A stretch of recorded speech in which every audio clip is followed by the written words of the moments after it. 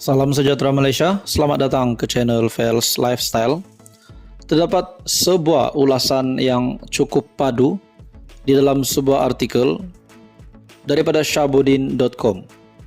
Benarkah kerajaan Anwar Ibrahim tidak tergugat jika Perikatan Nasional menang cemerlang dalam PRN?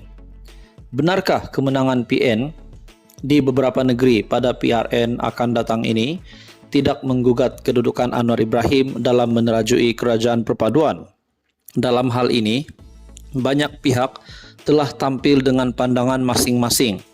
Termasuk ada pemimpin UMNO yang menyatakan telah mendapat jaminan daripada GPS dan GRS, gabungan parti-parti di Sarawak dan Sabah, bahawa mereka akan kekal bersama kerajaan perpaduan biar apapun keputusan pilihan raya negeri nanti.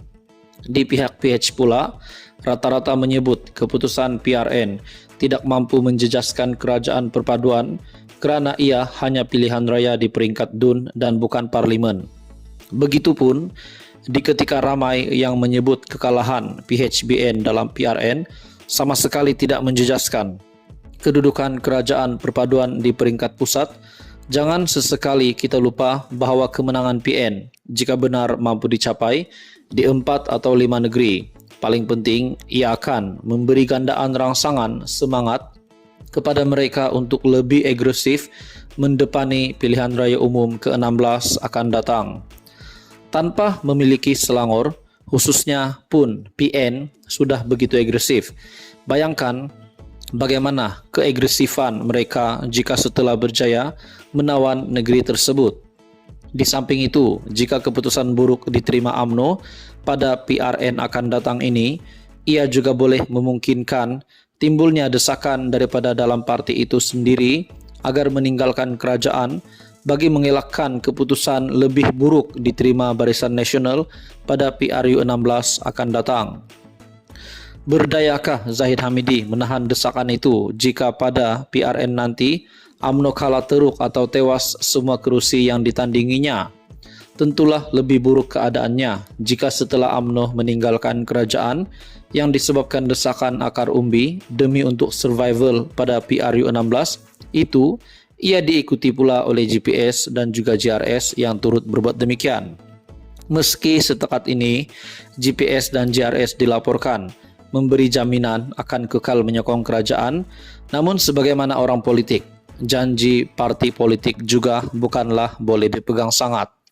Selain UMNO boleh dipaksa melalui desakan akar umbi untuk meninggalkan kerajaan jika keputusan buruk dicapai PRN. Langkah lain yang mungkin berlaku ialah penentang-penentang Zahid Hamidi akan berpakat dengan PN dan kemudian memujuk GPS serta GRS untuk menolak kelulusan Belanjawan 2024 pada hujung tahun ini. Pokoknya, selepas 12 Ogos nanti, macam-macam boleh jadi dan tidak apa yang mustahil daripada terjadi. Jadi, jangan mudah-mudah membuat kesimpulan bahawa keputusan PRN nanti tidak memberi kesan kepada kedudukan kerajaan perpaduan.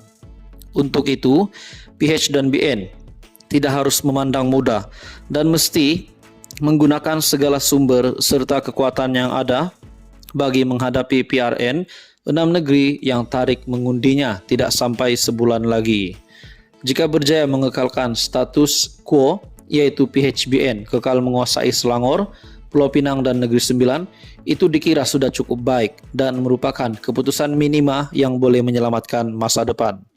Di samping keputusan itu, meletakkan kerajaan yang dibentuk nanti tidak stabil dan menjadikan PN lebih galak dengan memainkan sentimen Melayu, UMNO yang merupakan sebahagian komponen dalam kerajaan perpaduan sudah tentu paling tertekan sekali dengan keputusan tersebut. Pasti akan sentiasa timbul gegaran menekan Zahid Hamidi dan meminta UMNO segera berpisah daripada kerajaan. Paling selamat buat PHBN hanyalah kalau berjaya mengekalkan 3 negeri yang sedang dikuasainya sekarang serta dapat pula merampas 1 atau 2 negeri yang lain sedang ditadbir PN ketika ini. Memandang sekeliling, mampukah perkara itu dijadikan kenyataan oleh PHBN? Syahabudin Husin, 14 bulan 7 2023.